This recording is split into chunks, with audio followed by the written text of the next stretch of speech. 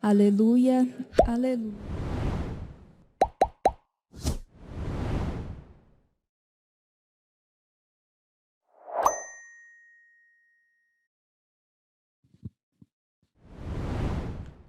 O Senhor esteja convosco.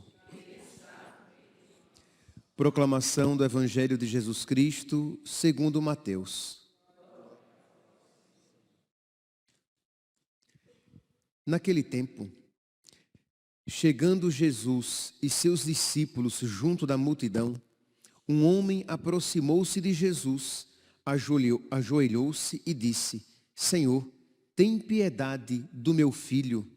Ele é epilético e sofre ataques tão fortes que muitas vezes cai no fogo ou na água. Levei-o aos teus discípulos, mas eles não conseguiram curá-lo.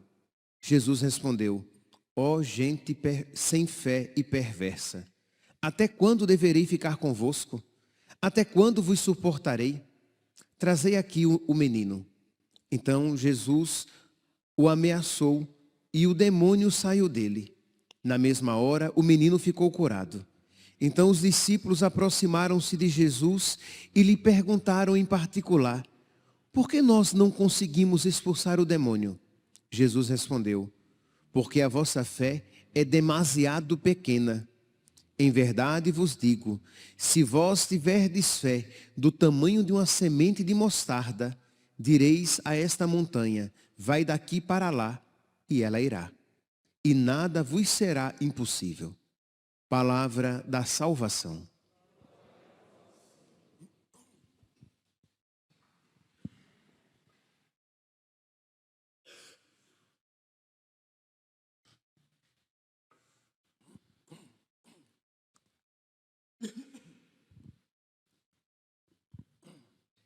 Caríssimos irmãos e irmãs, estamos celebrando a memória de Santa Teresa Benedita da Cruz, às vezes conhecida também pelo seu nome de batismo, Edith Stein. Santa Teresa Benedita da Cruz, ela era judia, de uma família piedosa de judeus, e que ela se converte ao catolicismo. E a oração, ela tem uma relevância, um protagonismo importantíssimo. Isto é, na vida de Santa Teresa Benedita da Cruz, nós vemos o quanto a oração é importante. Nós vemos que, de verdade, a oração, ela muda os nossos corações. Nós já há alguns dias, nesta semana, nós estamos batendo nessa tecla, que de verdade não é uma frase piedosa. A oração muda os nossos corações. A oração muda os sentimentos do nosso coração. A oração nos faz ter os mesmos sentimentos de Cristo em nós. E o abandono da oração, sem sombra de dúvidas, comprometerá a nossa salvação.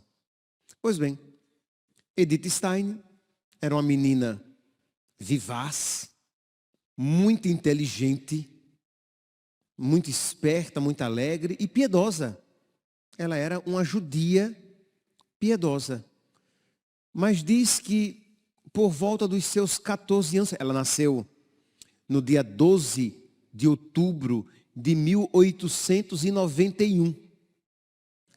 E por volta dos seus 14 anos, em 1905, ela diz na sua nos seus escritos, que ela livremente abandonou a oração. Isto é, ela que antes rezava, ela consciente de que aquilo era mal, ela faz. Consciente da importância da oração. Ela deixou para lá. Abandonou a oração.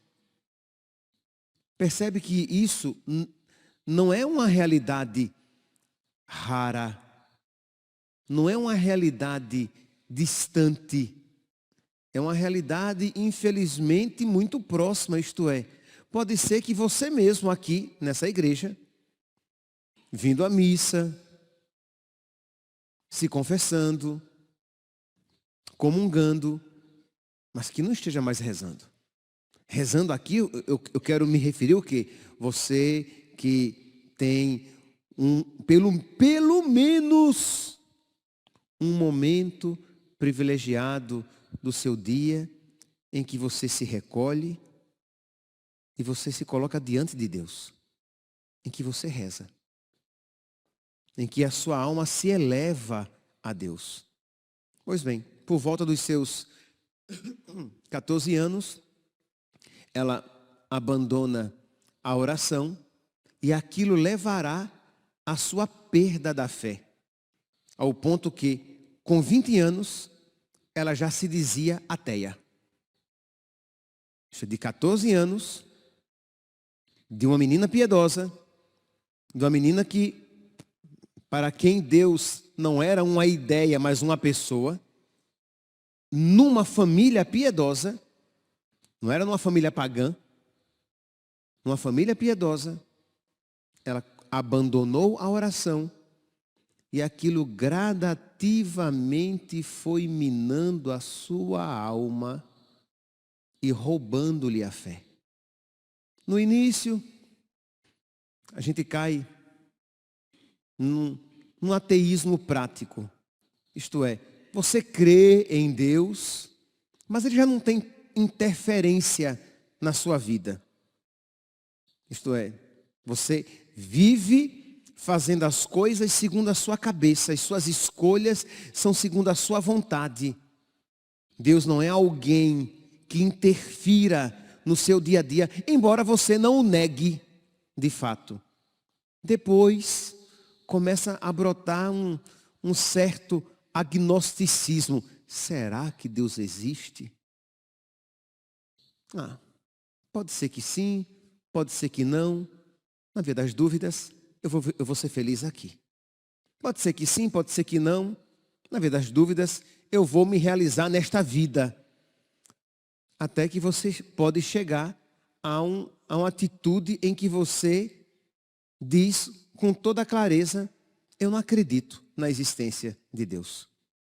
Pois bem, com 20 anos, Edith Stein chegou a essa situação. Entrou na faculdade, imagine, era uma moça muito inteligente, né? Ela fez 3 faculdades ao mesmo tempo. Como é que ela fez 3 faculdades? Que já seria algo admirável. Ela fez 3 faculdades ao mesmo tempo. Gostava muito de Edmund Husserl, um filósofo, um grande filósofo de então, e ela até se mudou para morar na cidade de Edmund Husserl, para que ela pudesse estar mais próxima daquele homem, daquela sabedoria.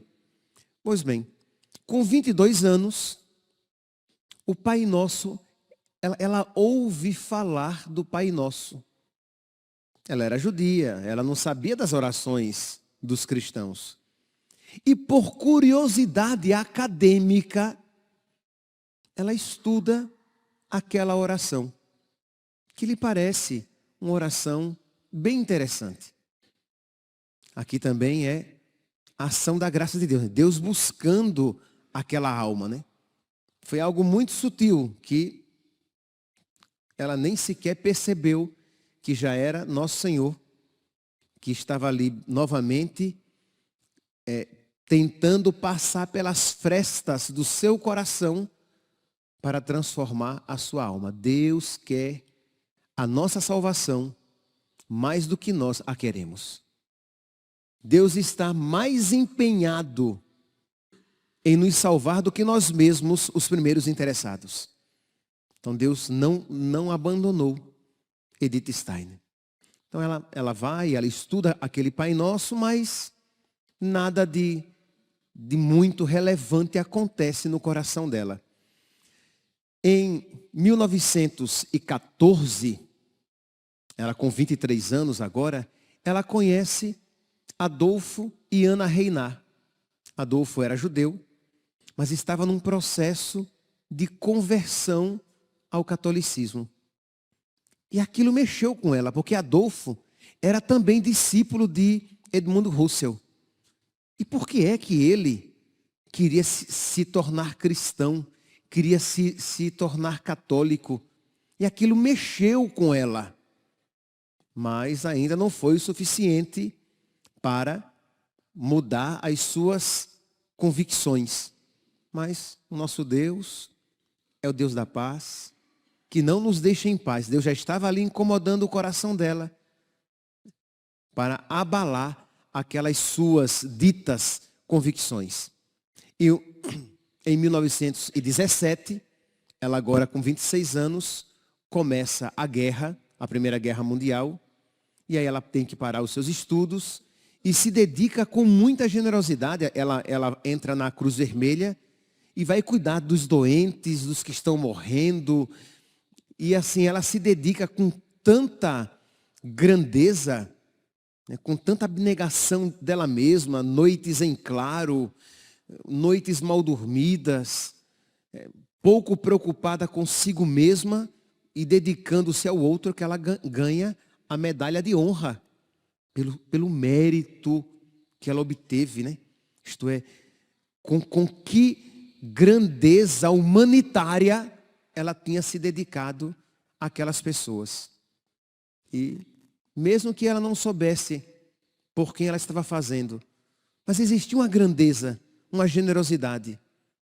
E houve ali, sem sombra de dúvidas, uma ação da graça de Deus em não deixar passar em vão aquilo que ela tinha feito.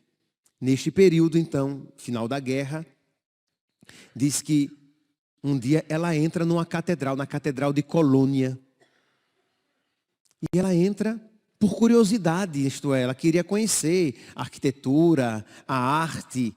Era uma mulher curiosa no sentido acadêmico da palavra, né, no sentido cultural. Então ela entrou naquela catedral e ela viu que logo depois que ela tinha entrado, uma mulher simples, com sacolas de compras, entrou na igreja, se ajoelhou e ficou lá. Ela ficou em um banco um pouco atrás.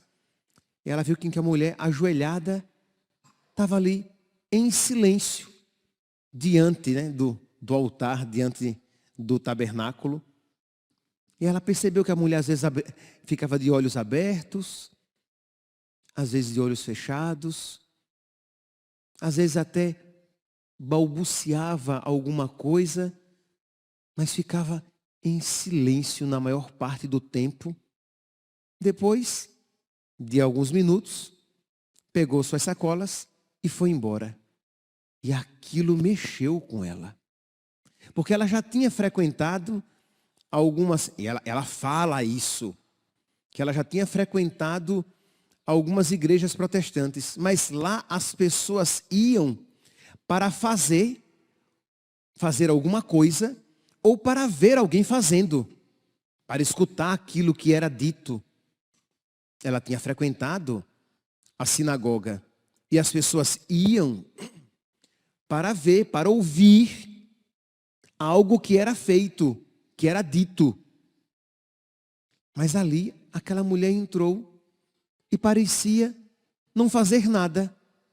E ao mesmo tempo parecia fazer algo muito importante.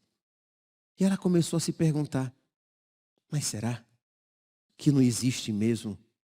Que Deus não existe? Será que é real, é verdade a existência de Deus? E aquilo começou a inquietar o seu coração. E aí a experiência do Pai Nosso, os seus amigos se convertendo, Adolfo e Ana Reinhard. O exemplo daquela mulher, ela também, nesse mesmo período, ela foi passar as férias com os amigos e ficou na casa de campo em que os donos eram católicos, e ela via que de manhã o dono reunia os seus funcionários e fazia uma oração. E ela viu aquilo ali como era algo real, aquilo que aquelas pessoas faziam. E aquilo começou a questioná-la, ao ponto que ela, por curiosidade, fez os exercícios espirituais de Santo Inácio de Loyola. 30 dias de oração, 30 dias de meditação. Ela tinha ouvido falar, era alguém importante, eram exercícios que eram muito praticados, muito feitos. Então ela resolve fazer também. E diz que no 30º dia, quando ela termina, ela diz que ela queria ser católica. Só que aquela decisão ela não colocou em ação. E meus irmãos, os movimentos da graça, se não são de imediato aproveitados, eles podem arrefecer. Se você percebe que algo é de Deus, que Deus lhe pediu algo ao coração, faça e faça o quanto antes. Não fique protelando, amanhã eu vou fazer isso. Que quem garante que amanhã você estará vivo? Quem garante que amanhã aquela emoção estará tão forte na sua alma para que você venha a realizar? E assim aconteceu com ela. De amanhã, nós estamos aqui em 1918, não se realizou coisíssima nenhuma. Passam-se 3 anos até que algo novamente lhe aconteça ao coração. Eu lembro aqui, por misericórdia de Deus, como começou aqui as missas diárias aqui nesta paróquia. Estava no início, tinha acabado de assumir como pároco aqui na paróquia. Foi a primeira festa de Cristo Rei em que eu era pároco. E estava, eu sei que foi no meio da novena de Cristo Rei. E eu acordei de manhã, para rezar, preparar a homilia, tudo. E me veio aquilo, nossa gente, seria tão legal se nós tivéssemos missa todos os dias lá na paróquia. Nós não tínhamos missa aqui todos os dias. Os mais antigos, não sei nem se existe. Nós tínhamos missa apenas uma vez na semana, na sexta-feira. Acabou. E é aquilo, nossa, seria tão bom. E eu percebendo que era Deus que queria aquilo. Mas eu disse, não, mas imagine, pelo amor de Deus, quem é que vai abrir a igreja todos os dias? Mas imagine, gente. E cantar. Que não existia, nós não tínhamos a experiência de missa sem canto. E cantar, não vai ter gente que queira cantar todos os dias na missa. Não. Isso da cabeça, coisa da minha cabeça. Vamos lá, vou continuar aqui. Continuei aqui preparando a homilia, tudinho. Chegou a hora da missa, vim aqui para a sacristia, estou me paramentando, chega uma pessoa, daqui mesmo de Várzea Grande, já é uma senhora. Ela vinha muito aqui à igreja, aqui, né? Mas acabou se mudando. Mas ela chegou e disse assim, padre, eu estava rezando e Jesus me falou que Ele quer missa todos os dias nessa paróquia. Aí eu olhei para ela e disse, tá bom, fulana, tá certo. E entrei na missa. E aí, em nome do Pai, do Filho e do Espírito Santo, celebrei, preguei, e aquilo me incomodando,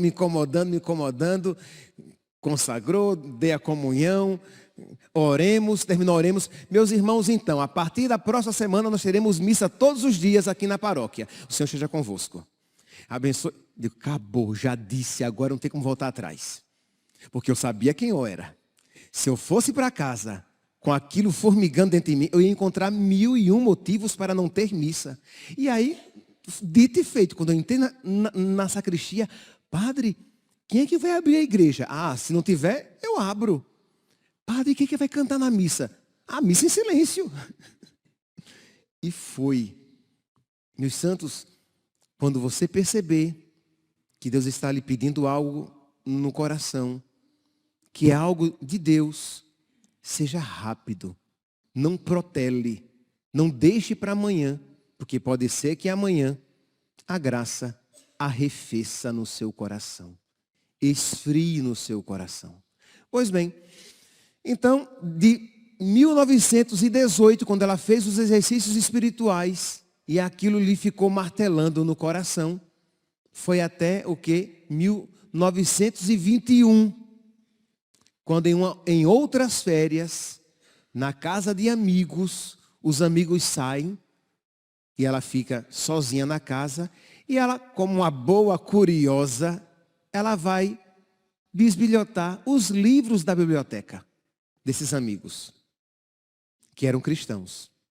E ela vê um livro que chama atenção, Livro da Vida, a autobiografia de Santa Teresa d'Ávila. Ela vê o livro da vida, ela puxa e começa a folhear, a ler. E palavras suas, comecei a ler e fiquei tão arrebatada que não consegui terminar. Isto é, aquelas palavras começaram a lhe chamar a atenção de tal maneira que ela não conseguia ir à frente porque tinha mergulhado nelas. É como Santa Teresinha que disse que não conseguia rezar o Pai Nosso porque ficava no Pai, arrebatada com o Pai. Imagina rezar o texto de Santa Teresinha, não dá, né? Ela não anda o texto, né? Ela não termina o Pai Nosso. Fica arrebatada. Ela ficou arrebatada com aquela leitura que lhe tocou o coração. E ela disse, eu tenho que ser católica. E no outro dia, já saiu para comprar o catecismo, o missal, porque se acompanhava a missa com aquele pequeno livro. E no primeiro dia de janeiro de 1922, ela foi batizada. Isto é, logo. Então agora ela queria entrar no Carmelo, porque era essa a sua vocação. E o seu diretor espiritual disse não. Você é muito capacitada, entendeu? Você tem que ensinar, você tem que ser uma presença viva lá fora. E ela obedeceu aquilo que o seu diretor espiritual mandou e passou 12 anos ensinando, testemunhando a sua fé, ensinando como uma mulher católica agora, uma neoconvertida, testemunhando a sua fé lá no seu trabalho, entre os seus alunos, entre os outros professores e chamando-os à vida de oração, porque ela sabia que uma alma, quando se coloca diante de Deus na oração, a graça vai acontecer. A oração, meus santos, não é apenas algo que os homens e mulheres religiosos fazem. A oração é o que nos caracteriza como religiosos de fato. Se não rezamos, mesmo que tenhamos práticas religiosas, não somos religiosos de fato. A oração é a condição sem a qual você não se une de verdade a Deus. Imagine, você pode, em estado de graça, receber a comunhão, receber a Eucaristia e não fazer comunhão. Você recebeu a Eucaristia, mas você não fez comunhão, isto é, a sua alma não está predisposta a Deus. Você não está ali numa atitude de, fala, Senhor, que teu servo escuta. Eu quero, Senhor, fazer a tua vontade. Eu quero, Senhor, de verdade, ter comunhão contigo. Isto é, isso não são necessariamente palavras ditas, mas uma atitude de alma de quem quer se unir a Deus, de quem quer fazer a vontade de Deus, de quem quer obedecer a Deus. Ora, isso é possível para quem até mesmo comunga de você receber o sacramento e não fazer a comunhão, quanto mais no seu dia a dia. Então ela, no seu apostolado, incentivando e ganhando muitas pessoas, porque ela era uma mulher muito conhecida pela sua grande inteligência, ela já era professora, e isso começou a ganhar muitas almas. 12 anos do seu apostolado. em 1934, os judeus começam a ser perseguidos, e ela viu, mais do que nunca, que ali era o momento dela entrar no Carmelo. Entra no Carmelo em 34, só que aqueles que perseguiam os judeus e os cristãos viam que os judeus convertidos ao cristianismo eram os piores. Os judeus que se convertiam ao cristianismo eram aqueles que deveriam ser perseguidos ainda com maior ódio. E ela se tornou um alvo. E em 1942, depois de 8 anos, ela entrou em 34, isso, depois de 8 anos no Carmelo, ela foi presa, foi levada numa viagem de trem, durante 3 dias, sem comer, sem beber, sem banho, sendo maltratados, e foi colocada numa câmara de gás e foi morta. Foi morta por quê?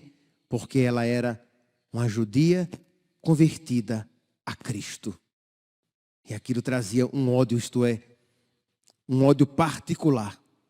Meus irmãos, peçamos hoje, neste sábado, pedir por intercessão de Nossa Senhora e de Santa Teresa Benedita da Cruz, que nos reavive a nossa vida de oração. Tenho certeza que se eu dissesse assim, levante a mão, quem precisa ter a sua vida de oração melhorada. Creio em Deus, Pai. Eu acho que todo mundo levantaria. Já tem gente ali levantando, não precisa. Já tem gente ali balançando assim. Isto é, todos nós precisamos melhorar na nossa vida de oração. Mas eu também tenho certeza que se eu perguntasse, levante a mão, quem sabe que está com a sua oração à beira de morrer, com a sua fé tão pequena, tão minguada, tão xoxa, ao ponto de talvez merecer essa palavra de nosso Senhor. Ó gente sem fé e perversa, até quando deverei ficar convosco? Até quando vos suportarei? Que palavra dura de nosso Senhor. Isto é uma fé minguada, xoxa, que não move, que não muda a nossa vida. Você crê em Deus, mas é tão morno, tão morno, tão morno ao ponto de ser vomitado. Então você precisa também, você mais ainda, suplicar a Nossa Senhora e a Santa Teresa Benedita da Cruz a intercessão, para que o seu coração seja novamente aquecido, para que a sua vida de oração seja revitalizada e você possa se unir cada vez mais a Deus, principalmente nos momentos de dificuldade.